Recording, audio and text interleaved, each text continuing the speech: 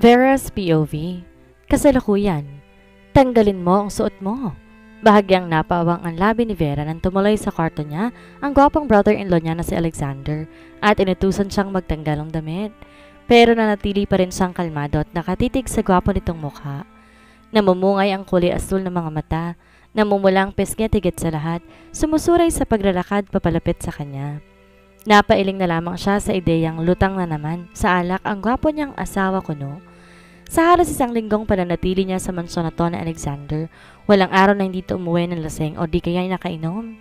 Ngunit hindi tulad ng dati naging mapanghas ngayon ng lalaki at dito pa talaga sa silid niya pumunta.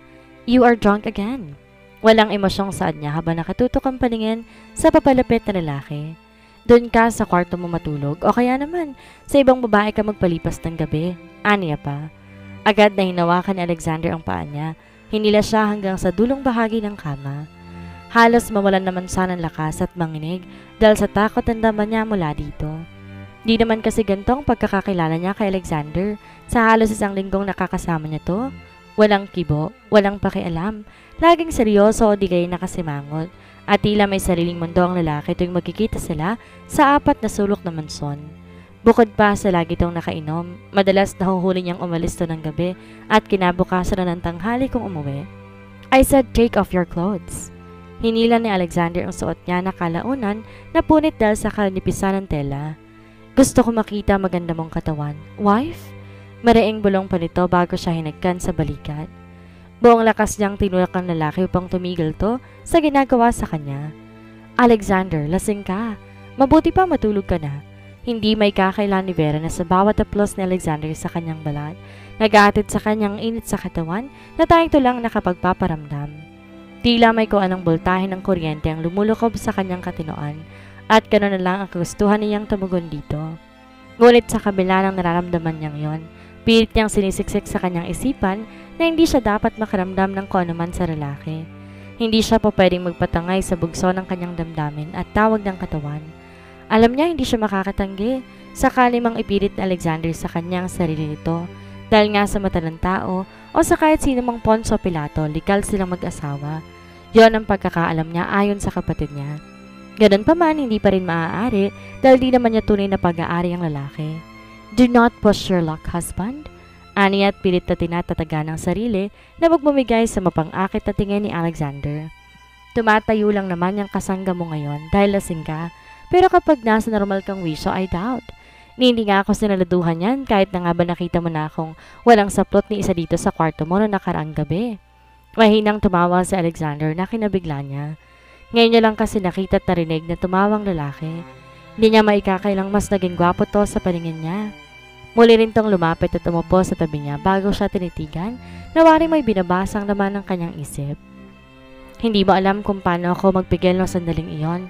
Pero natagpuan ko na lang ang sarili ko sa banyo, gumagawa ng himala, hanggang maabot ko ang dulo, mahal kong asawa. Ang laki ang mata niya sa kaalamang yon na sinabi sa kanya ni Alexander. Hindi siya makapaniwala na ang lalaking tulad ni Alexander Gafford, ang isa sa pinakamayaman at kilalang tao sa lipunan, paliligayahin ang sarili ng dahil sa kanya. Mahabaging langit. Sa dinami-rami ng babae sa mundo, hindi niya inaasahang siya pa talagang iisipin ng lalaking to habang nagmimilagro. Well, hindi naman siguro talaga siyang iniisip nito, kundi ang kapatid niyang gasino lang ang nakakaalam kung sino ang sino sa kanilang dalawa. Alam mo bang pwede kitang kasuhan sa ginawa mong yon? Taas ang kili na pinakatitigan ni Vera ang namumungay ng mga mata ni Alexander bago dinuro ang matangos itong ilong. Ang paranabik sa akin ay isang kasalanan, my dear hubby. Kaya naman mas mabuti pang bumalik ka na ng salid mo, matulog at tigilan mong kaharutan mo. Asik pa niya rito na tangi sila nga naging sagot. Nananaytay ang kakaibang kilabot sa katawan ni Vera na magsimulang magtanggal ang suot ng lalaki sa kanyang harapan. Walang pakialam na inihagis itong polong kulay puti bago tumayo sa harapan niya. Hindi rin alintana ng lalaki paano niya binusog ang kanyang mata sa halos makalaglag pang ibaba nitong abs na nakabalandra sa kanyang paningin. Paano naging kasalanan ng pag-isipan ko ang aking asawa?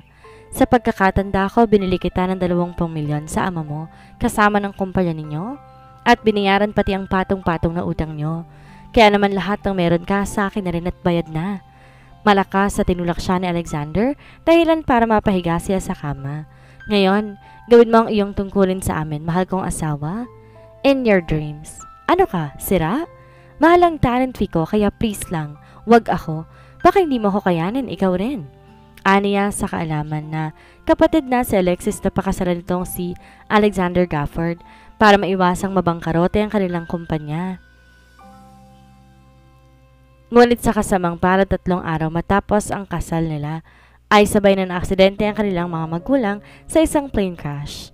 Walang ni isa man ang nabuhay sa naturang insidente, kabilang sa mga nasawi ang kanilang mga magulang. Kaya ang pesteng kumpanya nila tuluyan na nilang ibinenta dahil wala naman may gustong mamahala doon. Sa kanilang dalawa, nabubuhay si Alexis kasama nitong gwapong snob, perfectionist at cold as ice na si Alexander, ang kanyang kambal na asawa. Habang siya na may nabubuhay na malaya sa paraang gusto niya, ngunit sa hindi niya malamang dahilan, ang magaling niyang kambal lumayas na walang paalam. 2 araw na makaalis si Alexis at nalaman niya, nasa Italy pala ngayon, tumawag daw sa kanya at nakiusap na magpanggap muna siyang asawa ni Alexander hanggang makabalik ang bruha. Sino ba naman siya para tumanggi pa kung may bayarang magaganap? Aniya nga sa kanyang sarili, give me the money and I will do my duty. Aba, sa panahon ngayon, pera-pera na lang ang labanan at wala nang libre.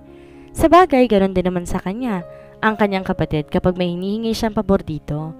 Di rin naman siya papayag na magpanggap bilang asawa ng asawa nito nang walang kapalit. Pero ang tanong, kailan ba babalik ang magaling niyang kapatid? I am tired and sleepy. Be kind enough, very. For once, do your duty as my wife. Pakiusap ni Alexander sa kanya habang marahang naglalakbay sa harapan niya.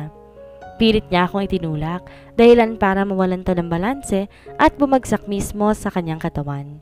Mabilis na ginawaran siya nito ng banay na hagkan sa balikat na sa kabiglaanan di niya na naiwasan pa. Unti-unti rin siyang nakaramdam ng init sa katawan at pananabik sa lalaki, lalo na nung dumapo ang mga kamay nito sa bewang niya pababa sa kanyang binti. Alexander, this is wrong. Please, stop. Halos pabulong at paus niyang sabi habang mariing nakapikit at maripon ang balikat ng lalaki. I don't love you. At hindi ko rin maatim na mahalin ka gayong wala ka namang ibang ginawa kundi magpakasaya sa kandungan ng iba. Muling dumapat ang labi ni Alexander sa kanyang balikat, pataas sa kanyang pisngi hanggang sa dumapo to sa kanyang tenga bago bumulong. Not because men dumped you countless times, you're gonna dump me as part of your revenge? Tandaan mo, kasal tayo. Sa ayaw at sa gusto mo akong endgame mo, Alexis?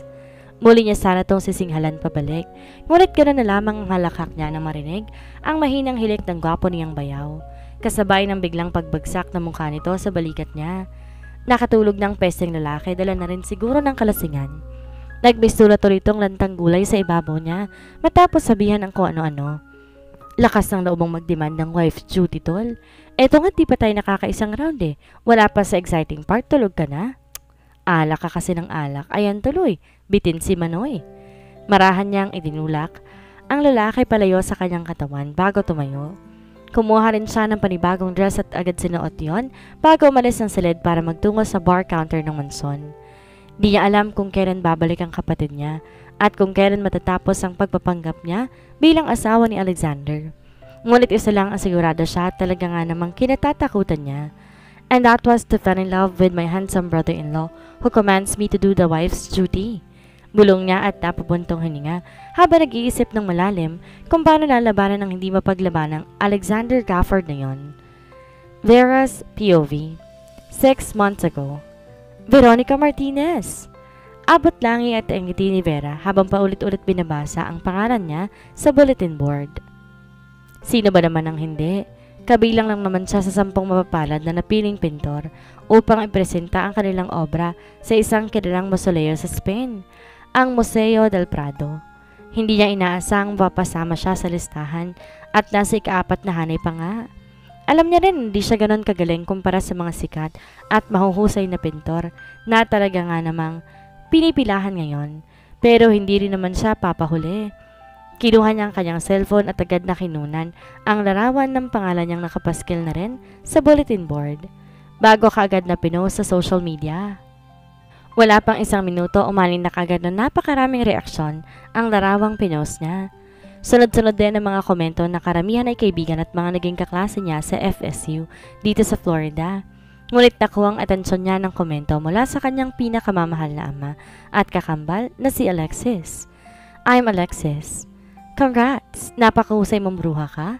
Call me whenever you're not busy. So proud of you, peste ka. Mighty Pablo. Go home. Let's celebrate bago pa ako maging busy ulit and travel out of the country. Napangiti siya pagkabasa niya sa mensahe ng kanyang kapatid at ama. Hindi man lantaran ng pagkapahayag ng mga to sa achievement niya, napakasaya pa rin dahil sa simpleng pagbati ng mga to. Agad niyang dinayal ang numero ng kapatid niyang si Alexis upang tawagan at kamustahin ang mga to sa Pilipinas. Plano niya na rin umuwi at magtayo ng sariling art gallery upang doon na lang din sa Pilipinas manirahan. Siyempre pa, magiging katuwang niya ang kapatid sa naiisip niyang negosyo dahil isa itong magaling na interior designer. Dalawa lang silang magkapatid at kambal pa nga. Purong Pilipino ang kanilang ina habang ang ama naman nila, Pilipino-Italian na isa sa masasabing mayaman na businessman. At the age of 20, pumunta ako ng Florida upang ituloy ang aking napiling propesyon bilang isang artist. Naging very supportive ang pamilya ko sa mga gusto kong gawin sa buhay ko. Nanirahan ako sa Florida sa loob ng 3 taon na walang ibang kasama kundi ang sarili ko lamang. Nakaya ko naman at ngayon nga'y eto, nagbabalak ng umuwi sa lupang aking sinilangan. Bakit pang tagal sumagot ng pesting to? Ines na denial niya ulit ang numero ni Lex sa 3 beses. Kung hindi siya nagkakamali, may hihingi na namang pabor ang kambal niya sa kanya kung kaya't sinabi nitong tumawag siya. Ngunit ngayon ngay eto at halos paus na ang cellphone niya kakaring pero hindi na rin sinasagot ang bruha. Kapag hindi ka sumagot, tablado na tayong dalawa. Muli niyang asek na parabang nasa harap niya lang ang kapatid. Si Alexis or Lex ang total opposite niya kahit kambal sila. Si Lex ay isang mahiyaing uri na hindi nga yata makatingin ng diretso sa kambal niyang yon sa katawan ng lalaki. Si Lex rin ang may tuturing na prim and proper habang siya naman ang troublemaker o black sheep ng pamilya. Lahat ng kalokohan, kamalditahan at mga sabog na kapalpakan sa buhay niya, sinalo niya ang lahat. Kaya naman siya rin ang dahilan ng halos araw-araw na sakit ng ulo ng mga magulang na nasa Pilipinas pa siya. Ganun pa man, para sa kanya, malaking bagay na nasalo niya ang lahat ng katangiang yon dahil kung hindi baka hindi niya naabot ang pangarap niya. At tulad ni Alexis, mistula siyang ibon na nakakulong sa isang malawak na hawla. Hello! Nangunot ang noon ni Vera nang marinig ang tila kagigising lang na boses ni Lex. Who's this? Hoy bruha, ako to. Ang pinakamaganda mong kambal. Anyari, ba't ganyan ang boses mo? Don't tell me kakatanggal lang ng... What's your word, Vera? Hindi mo ba alam kung anong oras pa lang dito sa Pilipinas ngayon? Putol ni Lex sa kanya na mas lalo nagpakunot ng noon niya at napatingin sa kanyang relo. 2:00 na madaling araw pa lang, peste ka? Salamat sa pambubulahaw mo. Wari mo'y nasa harap niya lamang si Lex kung sigawan siya nito. Hindi niya na lang yun pinansin dahil sanay naman na sila sa pagmamaldita sa isa't isa. Katunayan nga, ugali na lang talaga nila ang magsigawan na para bang laging nagtatalo. Hey, you're the one who called me to call you up when I'm not busy. Narinig niyang mahinang buntong hininga sa kabilang linya dahil upang mapaisip siya at magtanong sa kapatid. May problema ka ba? Alam kong kaya kong lutasan yan sa tamang presyo. So ano, magkano? 10,000. Ako na rin bahala sa plane ticket mo. Magpapanggap lang ako at sumama kay daddy sa business trip na to. Don't worry, 3 days lang yon. Kagad niyang kinalkula sa isip kung sapat na bang 10,000 at pa-plane ticket ni Lex bilang bayad sa kanya. Mahalang talent yung hinihingi niya sa kapatid doon humihingi ito ng pabor sa kanya dahil may pinag-iipunan siya. Ganon din naman si Lex sa kanya na mas mautak pa nga pagdating sa pera. Madalas silang gawing magkapatid na magpapalit-palit ng pagkakakilanlan upang lutasin ang kanilang problema. Minsan na may nagpapanggap sila para lang mang-trip at lalong inisin ng mga hampas lupa na may galit sa kanila. Bukod kasi sa mga magulang nila, bihirang-bihira lang ang nakakaalam kung sino si Lex at sino si Vera kapag magkasama sila. Minsan nga kahit mga magulang nila ay nalilito na rin, kaya naman madali na lang din para sa kanilang magpanggap na hindi nabubuko. Additional 5,000, malamang na mapapanisan lang ako ng laway doon at magbumukhang aso na sunod kay daddy kung saan man siya pupunta. Bali walang sagot niya at sumakay na sa kotse niya upang umuwi at maghanda na para sa celebration nilang magkakaibigan. Okay, deal. Ibubook ko ng ticket mo ngayon para makauwi ka na rin bukas. sa sunod na araw ng business trip ni Dad. Teka, kalma. Bakit ang bilis naman yata? May party pa kami mamaya. Bala ko pa umiskor sa jowa ko na maranasan ang ikapitong Gloria kung sabihin nila. Lex naman, hindi ba pwedeng next day? Sunod-sunod niyang tanong. At paghihimutok sa kapatid, nagbabaka sakaling pumayag ito at pagbigyan siya sa kanilang hiling.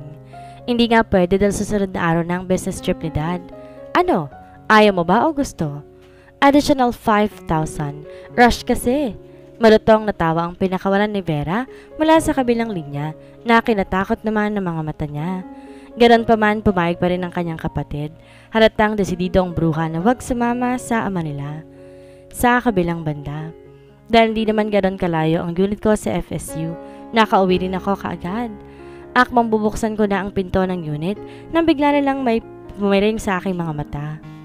Sa una, kinabahan ako, ngunit kalaunan ang kabang nadama ko, naglaho at napalitan ng excitement. Dahil kapag nakapikit pa siya, kilalang kilala niya ang pabangong gamit ng may-ari ng kamay na nakapiring sa kanya. Paul, I know that's you. Ani at sumili ang pinangiti sa kanyang labi. I can smell your cologne, honey. Congratulations! Agad siyang hinagpos ni Paul na nobyo niya sa halos 3 buwan. I am so proud of you. Can we celebrate here in your unit? I want to be with you now, Vera. Alam ni Vera ang gustong gawin ng boyfriend niya.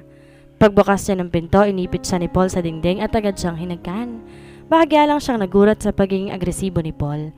Ganun pa man, tinumbasan niya ang klase ng hagkan na ginagawa nito sa kanya.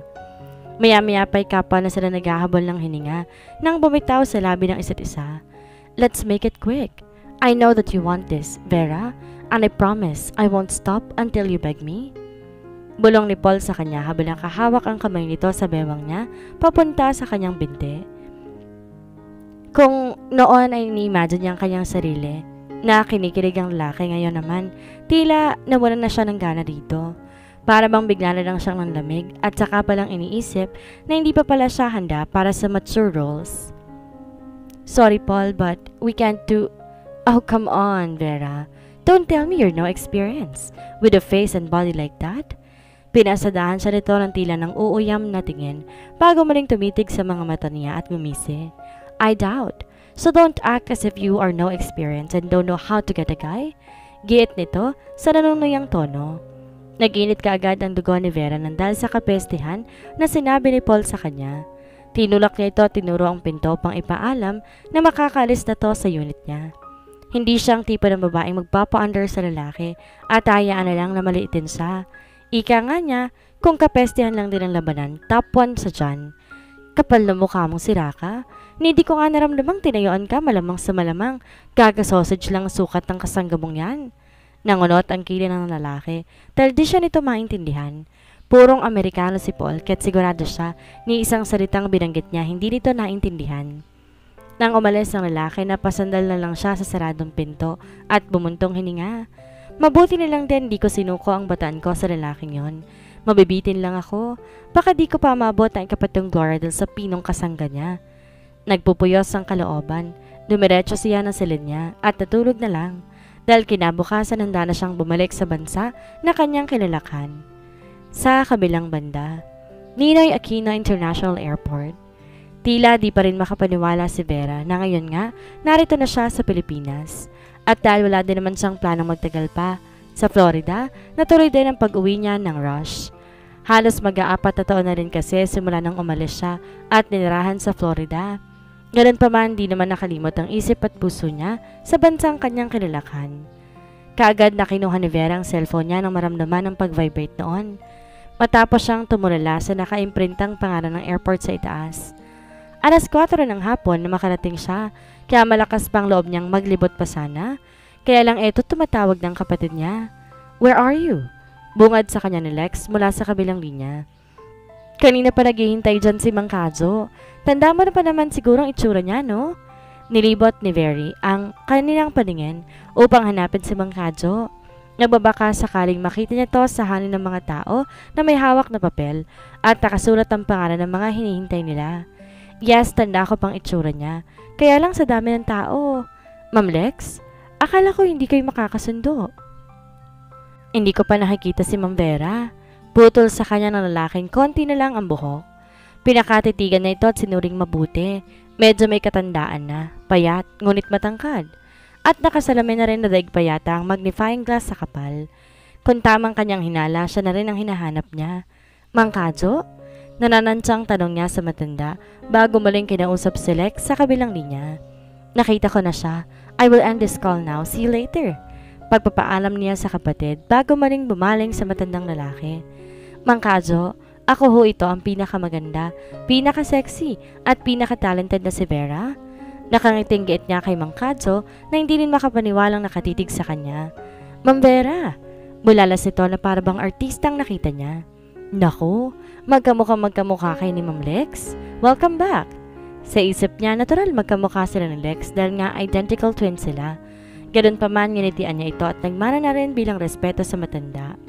Kaagad namang tumalima si Mang Kadyo upang buhatin pa ang iba niyang gamit. Sinunod niya rin ang matanda na nagsimula nitong maglakad hilang maleta niya sa kaliwang kamay at isa pang bag niya sa kanang kamay. Mang Kadyo, kamusta naman ho kayo?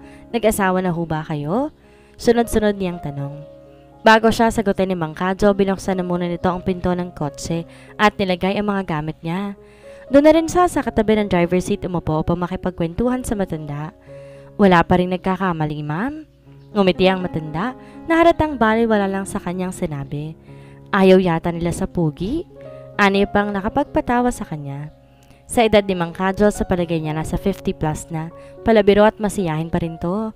Hindi niya rin inasahan na simula nang umalis siya patungong Florida at ngayong bumalik na binata pa rin to. Sana ho pala sinabi niyo ho sa akin at hinanapan ko ho kayo ng tisay sa ibang bansa. Sagot niya na kinangisi lang ng matanda. Nang namayani ang katahimikan sa loob ng sasakyan, ihinilig ni Vera ang mukha niya sa bantang bintana bago pumikit. Gawa rin ng pagod at mahabang biyahe kagad siyang nakatulog. Panatag naman siyang mabuting taong sumundo sa kanya kung kaya't di na siya nag-isip pa na baka may gawin tong masama habang tulog siya. Makalipas ng ilang oras na biyahe, naramdaman niya na lamang tumigil ng sasakyan at ang mahinang tapik sa kanyang balikat. Narito na tayo, ma'am. Ani Mang Kadyo sa kanya at nauna na tong bumaba. Madilim na sa labas nang ilibot niyang kanyang paningin at agad bumaba ng sasakyan. Sa loob ng 3 taon, walang ipinagbago ang mansyon na nasa harap niya ngayon. Ganon pa rin ang kulay, ang pinaghalong puti at itim. Bahagyan nilang maanindag ang loob ng mansyon dahil gawa sa salamin ng ibang parte nito. Mas naging maliwanag lang yata ngayon dahil kahit madilim na, kitang-kita niya pa rin ang itsura ng mansyon nila na wari mo'y kumikislap sa gitna ng dilim. Home sweet home! Hindi niya mapigilang usal bago dumiretso na siya sa loob ng kabahayan. Sumalubong naman sa kanya ang kambal na si Lex pagkatuloy niya. Kung anumang pisikal niyang itsura na lagi niyang pinupuri sa salamin, ay ganoon na ganon din ang kanyang kambal. Parang kulot ang kanilang buhok sa lampas kilikili, magkasing taas, parehong kumikinang. Sa kaputian ng kanilang kutis at pati rin ang kilos, halos iisa. Kung may pinagkaiba man sa kanilang dalawa, yon ay ang kulay ng kanilang mga mata, pati na rin ang klase ng pananamit nila. Ang mata ni Lex kulang tanso na parabang kakunin ng papawala ng araw, habang ang sa kanya na may bahagyang mapusyaw na parabang kulay ng araw sa tanghaling tapat. Ngunit kung tititigang mabuti, hindi pa rin mapapansin ang pagkakaiba nilang yon. Welcome back, Vera. Niyakap siya ni Lex, ginawaran ng hagan sa pisngi. May dinner meeting pa sila, mommy at daddy, pero alam naman nila ngayon ang uwi mo. Nahintay mo na ba sila? Tanong nito. I am tired. Pwede mo na ba akong matulog para may lakas akong umakting bukas? Nakangising balik tanong niya kay Lex na tinungan lamang siya. Inatid din sila nito sa sarili nitong silid upang doon na matulog. Bukas ang alis ninyo, Dad. Kaya naman dito ka na sa kwarto matulog at doon naman ako sa kwarto mo. Starting today, palit muna tayo ng identity. Don't worry, 3 days lang naman. Paglalahad pa ni Lex sa kanya nang mataman niya namang pinakinggan. Galingan mong magpanggap na ako, ha? Sasabunutan kita kapag pumalya ka. Tsaka, saan bang business trip? Sa pagkakataong to, siya naman ang nagtanong kay Lex. Hindi pa kasi nasabi nito sa kanya kung saan bang business trip nila ng ama niya.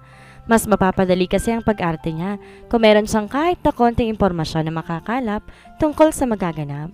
I don't know. Maikling sagot naman ni Lex. Humiga na siya sa kama at pinikit ang mga mata dahil nangibabaw na talaga sa kanya ang antok at pagod. Unti-unti na ring humihina sa pandinig niya ang sinasabi ng kanyang kapatid.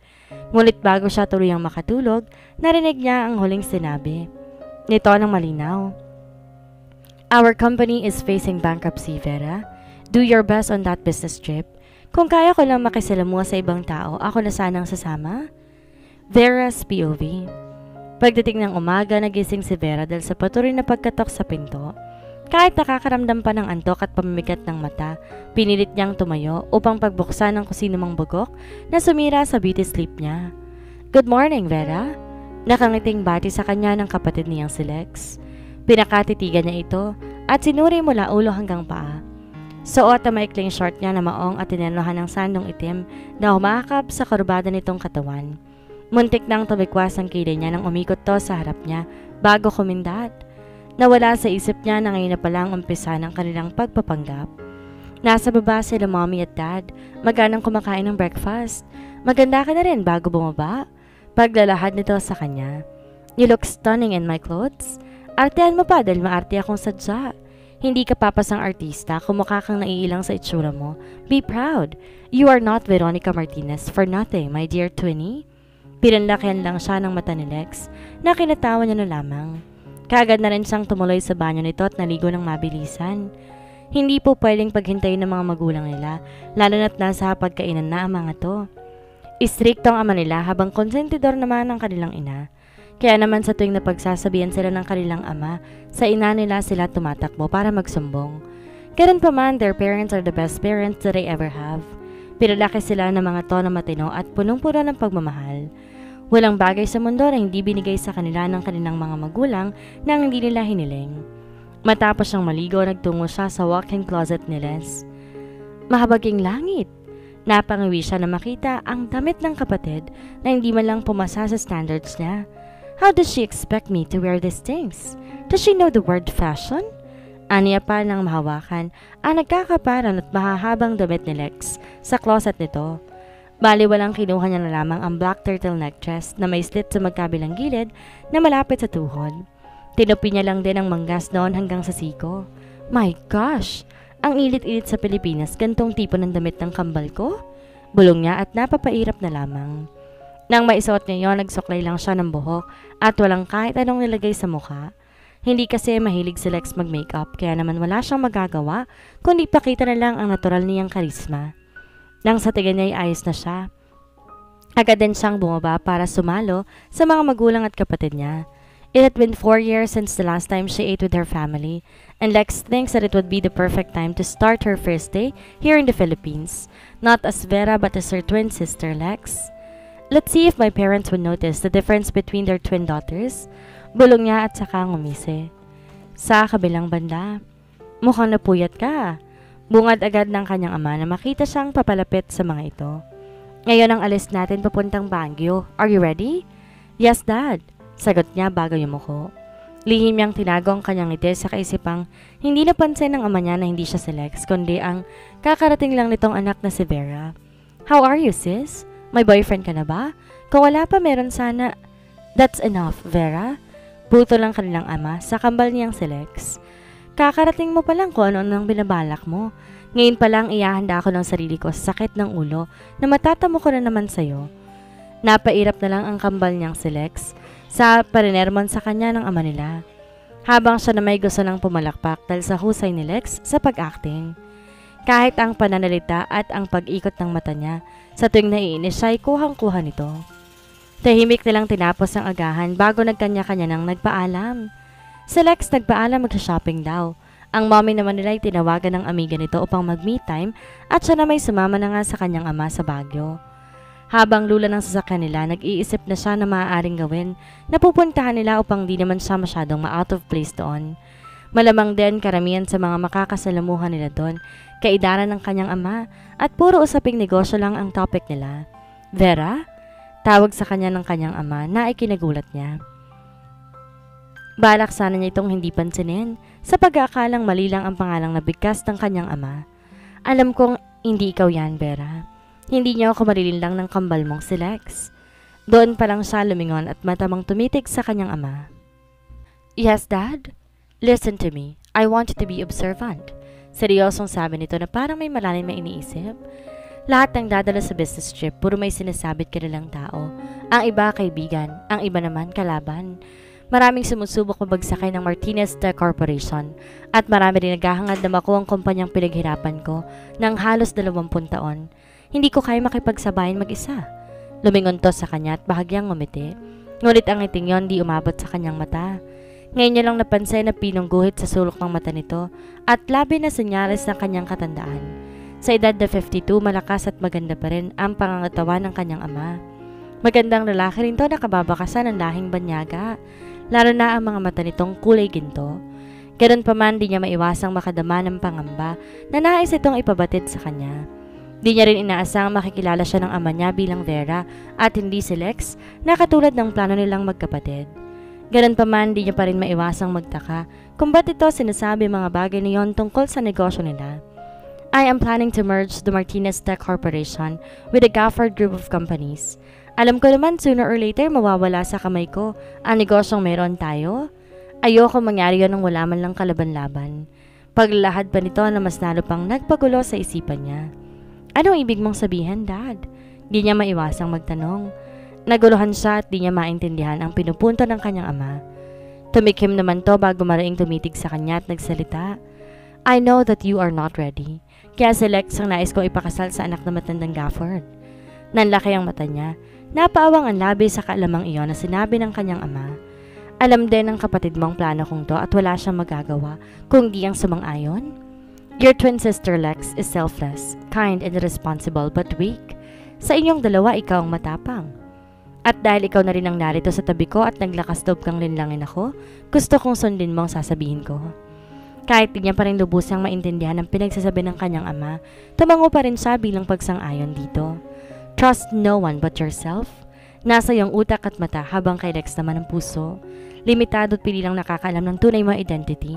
Alam ko rin na balang araw hahanapin mong kasagutan tungkol dyan, pero sa ngayon isa lang pakiusap ko. Tulungan mong kapatid mo, lalo na kapag nawala ako. Tila kumabog ng malakas ang puso niya sa pagpapahiwatig ng kanyang ama. Hindi niya man lubusang maintindihan ko anong gusto nitong iparating, pero pakiramdam niya may kamahamakang nagbabadya. Yes, Dad, I will do my best. Aniya bago bumuntong hininga. Wala siyang ideya kung anong magaganap na business trip nila at kung sino-sino bang makakasalumuhan nila doon. Ngunit tulad nga na sinabi ng ama niya, trust no one but yourself, bulong niya sa kanyang sarili. At dahil alam naman ng ama niya na siya si Vera at hindi si Lex, walang dahilan para magpanggap pa siya sa harapan nito. Binuksan niya ang bag niya at kinuhang makeup kit niya bago nag-ayos ang sarili. Di siya tulad ni Lex na pulbos lang sapat na. Tingin niya sa sarili, mukha siyang maputla at wala man lang kadating-dating kapag yun lamang ang meron siya. Naglagay siya ng itim na eyeliner at eyeshadow. Baga niya rin ginuhitan ng kilay niya upang magmukha siyang mataray.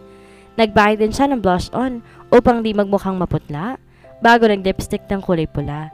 May dala din naman siyang damit dahil 3 araw ang business trip nila. Ang di niya lang dala, ang camera niyang bitbit niya tuwing may pinupuntahan siya upang kunan ng larawan ang mga bagay na maganda sa paningin niya.